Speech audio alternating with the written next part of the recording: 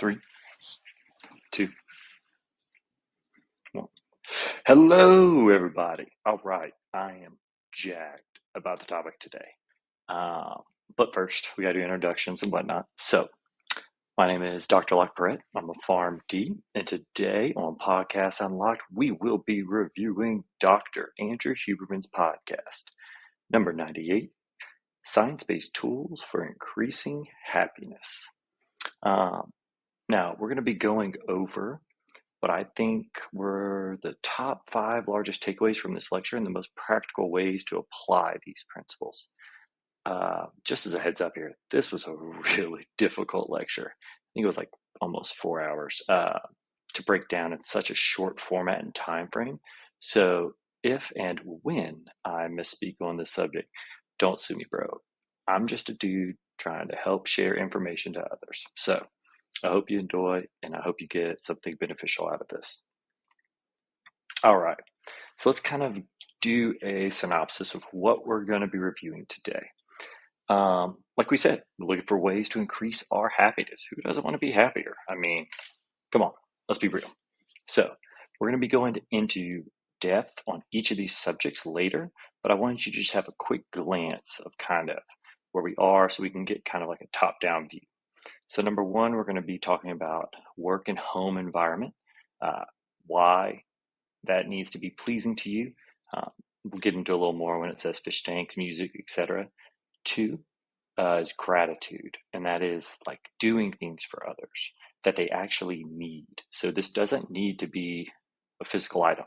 This can be money, time, gifts, etc. Now, when you receive gratitude for something you need, that is the largest way to increase your happiness. By giving something that someone else needs, that is almost the second largest way as receiving is. Number three, it's being present or focusing on what you're doing. We're going to break that down into 2 caveats. 4 has to deal with quality social connections. There are 2 types. That will really help with this. 1 is being present and eye contact, and 2 is physical touch, specifically non-sexual people. An example of this is allogrooming, which we will go into. And 5, sticking with your choices. This is actually so cool. But anyway, let's get into it. Why do we need to define happiness? Okay, so here's the tricky part. We don't have a measurement for happiness like we do with body temperature or heart rate, or even a specific measurement of these neurochemicals. For example, if I tell you I'm feeling pretty happy, I know what that means for me, at least in this exact moment, but you really don't know if you can have the same understanding of what I mean. Now, if I end up saying, hey, I am extremely happy and I literally can't get this stupid, like cheesy grin off my face, then you have a little bit better understanding of exactly how happy I am. The problem is, in the English language, words are not a good way to actually measure verbally how happy someone is. So that's what makes this such a difficult subject to kind of go about. Also, too, when we're talking about happiness, a lot of people want to jump to neurochemicals and neuromodulators. Okay, so to break this down, there is not a single neuromodulator, neurotransmitter that is always going to make us happy. It's not just, hey, if we have enough dopamine, we're good. If we have enough serotonin, we're good. It's always at different ratios, different levels. So we need to discard the idea that any one neurotransmitter or any one neuromodulator is solely responsible for a state of happiness or even a lack thereof. So just keep that in mind as when you hear somebody say, oh, well, this is low, so or I need to increase or lower this and I'll be happy. That's not the case. There's going to be, it's a cocktail, it's a ratio of all these different things. Okay, so we have 2 different types of happiness we're going to kind of be talking about. One is what you would just call normal happiness. It's like the general type of happiness you think of. You know, for example, hey, when we complete a task, when we complete a degree, if we find a significant other, or if we're working hard for something and we end up making a certain amount of income or finding work we enjoy. We're actually kind of taught this as kids. For example, we're told on our birthday, hey, you're going to be getting presents when your birthday comes. So we get this association, this feeling of joy and happiness with receiving things or acquisition of gifts or that anticipation. The second type, which we're going to be really focusing on the most, they call it synthetic happiness. That's not a really good word for it. A better term is probably like self-created or self-directed because it honestly creates the same state as natural happiness. Now, here's the big difference is we have to actually put effort to make this happen when we're dealing with synthetic happiness. This doesn't mean we're going to just sit in a chair and imagine we're happy and hey, we're all good, but we're going to cover this more.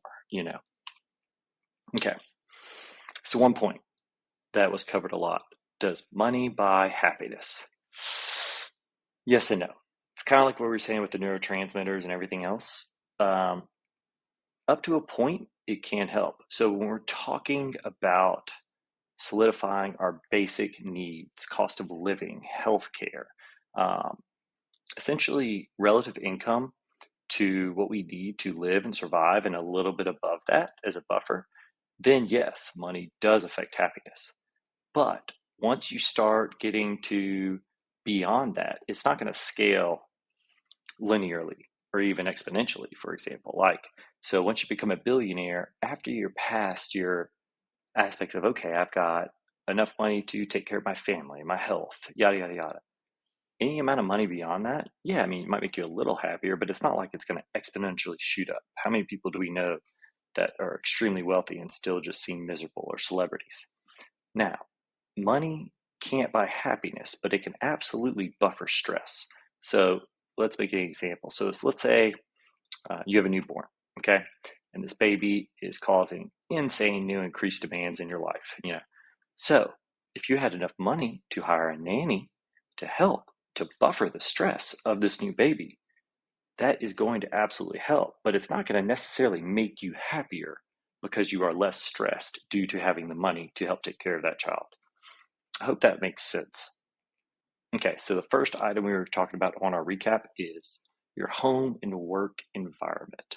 So some of this is going to be easier to do at the house rather than work because work always has its own unique situations. But you want your work or home environment to be a place that induces states of joy or positive anticipation. You want to be excited about going back there. You want an environment that typically contains music or visual items that bring you joy.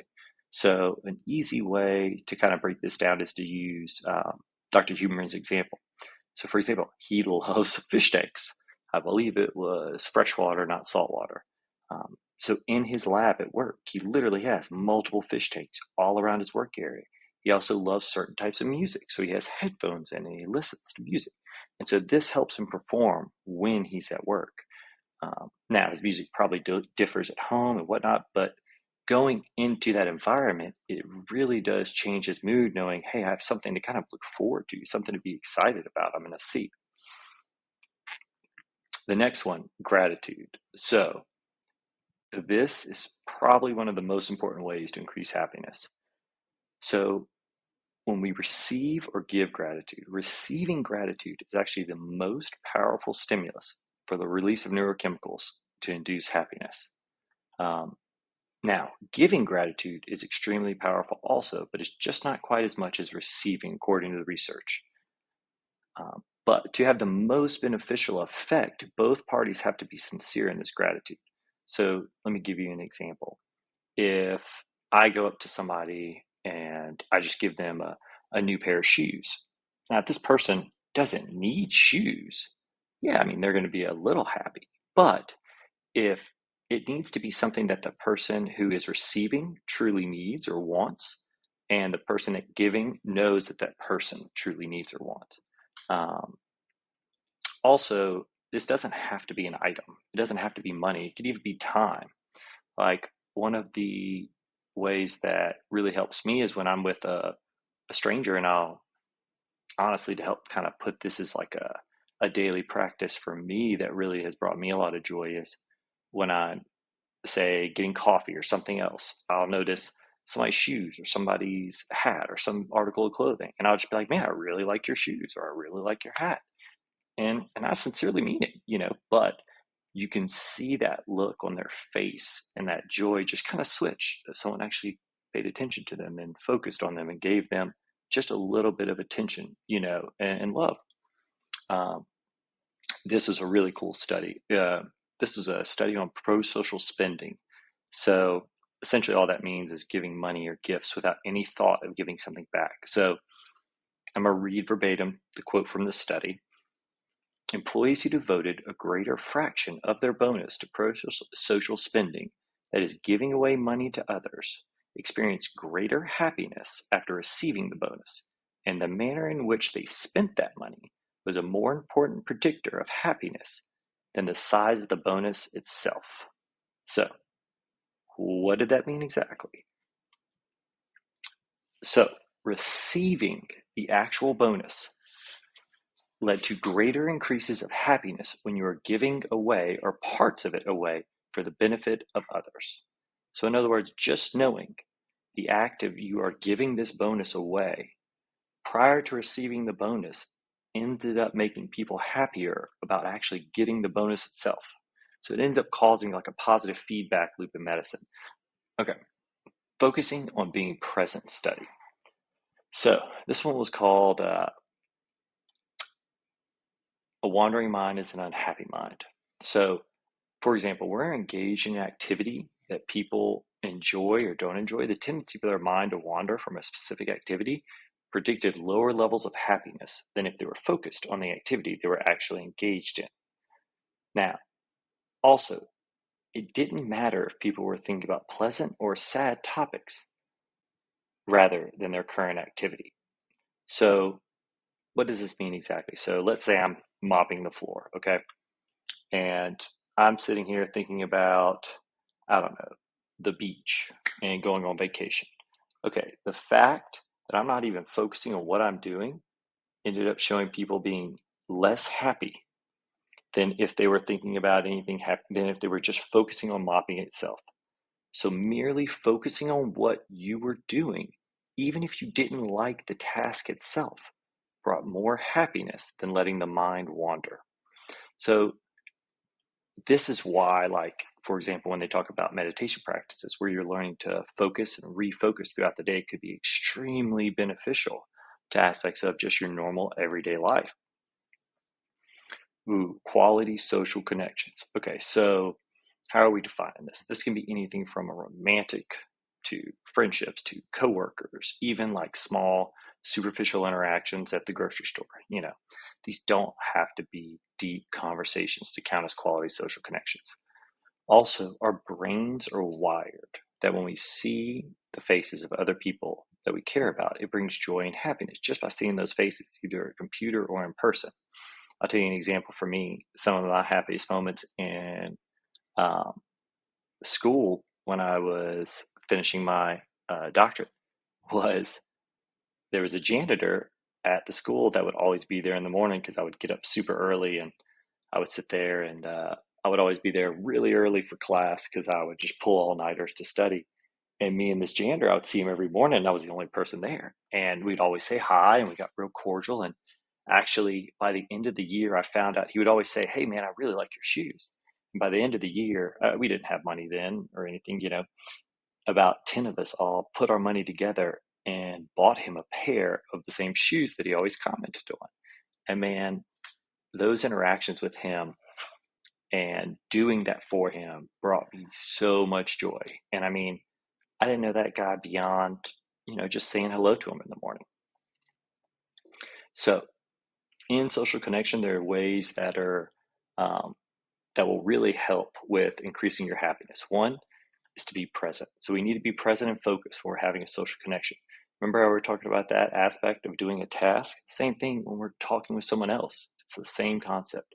Two, eye contact. Now, this does not mean we are going to just keep eyes locked nonstop on this person, So typically what happens whenever you have eye contact, you're going to make eye contact, you'll break it, and then there'll be like kind of like a re-ramping up. It's almost like a wave. So you're going to have that peak as you're making eye contact and it's really intense, and then you're going to look away, and then there's going to be a little bit, and then it's going to build back up, and then maybe y'all remake eye contact. Uh, the next one actually has to do with physical contact, and this is specifically not sexual or romantic. So to give you an example of this, it's called allogrooming. All mammals do this. For example, in people, it'd be like brushing someone's hair, or a monkey, you see them picking bugs out, or even getting a haircut. Allogrooming stimulates neurons called C-tactile fibers. So for example, when the skin is lightly touched, these neurons promote a sense of well-being or bonding. And this is specifically consensual touch, is known to increase levels of oxytocin, which typically invokes feelings of bonding. So think of like every time you pet your cat or your dog, or hey, maybe you're a parrot, who knows? This is causing bonding with your animal and yourself. Now, this study, this is cool. So this study found that when people have ongoing sets of choices, it leads to reduced levels of happiness. Now, this is not saying by having a lot of choices in life will lead to less happiness. What it is saying is when we make a choice, if we are forced to stick with that choice, we tend to be far happier with that choice than if we changed our mind. So let's look at an example to kind of make this a little clearer. So let's pretend we're going to the store, and at this moment we can afford one shirt. So we have these four options. After much deliberation, hey, what do we pick? We picked the cheesiest. Let's be real. Mr. Cheetos himself. Sorry, you can't see it because my face is covering it. So we pick that. We make our choice. We go home. All my happiness, 100% of it is tied to Mr. Cheesy's right here, okay? Now, let's pretend we go to the store again, and it's another day, another person, and we're looking around, and we decide, okay, I want the cheesy, I want the Cheetos shirt. Well, we get home and we're thinking about it, and we're like, well, man, I don't know. I saw the blue, I saw the green, I saw the gray. Let's just go ahead and buy them all. So you get home and you end up just buying the other three shirts. Well, what ends up happening is your old, where you used to have about 100% of happiness involved in that one shirt, has now been divided by all four choices. So now you're really only 25% happy with each shirt. So think about it this way. When we make ourselves stick with our choices, within reason, of course, I'm not saying you have to always stick with the choice, we tend to be much happier about our choices. This is something that totally shocked me, but when I look back as a kid and other decisions in my life, it kind of makes sense. I'm trying to think back of when I was a kid and I worked hard and I really wanted a video game or something else. Shout out Zelda, baby. I knew exactly what I wanted. And when I got it and made my choice, man, it was just, I was so excited. It was like, nope, that's exactly everything I wanted, and I'm perfectly content with it. This kind of goes with that saying, the grass isn't always greener on the other side. So think about it.